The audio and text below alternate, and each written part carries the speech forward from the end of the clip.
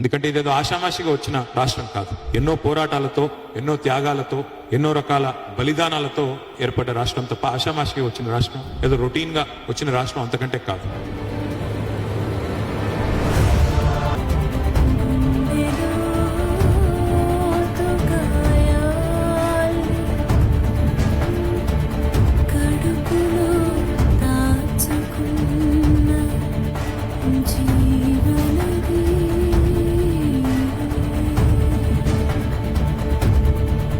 ప్రతిసారి మనకు ఒకటి తెలుసు, 12 ఏళ్ళు అంటే ఒక జనరేషన్ ఒక తరం మారినప్పుడు స్వరం మారుతూ ఉంటుంది.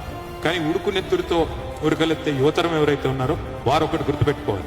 మనకి మన తాతల కథ, తండ్రుల కథ, మన జాతి కథ తెలియకపోతే భవిష్యత్తు కూడా మనకి అర్థమయ్యే ఆస్కారం లేదు. ఎందుకంటే వాళ్ళ భారతదేశానికి స్వాతంత్రం వచ్చి 79 ఏళ్ళు దాదాపుగా. మరి భారతదేశ స్వాతంత్రం వచ్చి 79 ఏళ్ళు అయింది కదా, స్వాతంత్రానికి పూర్వం ఏముండే ఏం లేదు అన్ని మర్చిపోదాం అంటే కుదరదు. ఆ స్వాతంత్రం కోసం జరిగిన పోరాటాలు, త్యాగాలు అవన్నీ కూడా మననం చేసుకుంటేనే భవిష్యత్ తరాలకు కూడా మరి స్ఫూర్తివంతంగా ఉంటుంది. అదే రకంగా తెలంగాణ విషయంలో కూడా ఈ తాతల కథ, తండ్రుల కథ తెలుసుకోకపోతే నీ కథ ఏందో కూడా మరి తెలుసుకునే అవకాశం లేదు. నువ్వు పుట్టిన గడ్డ కథ, నిన్ను కన్న మట్టి కథ చదువుకోకపోతే, తెలుసుకోకపోతే కొంత నష్టం కూడా జరుగుతుంది.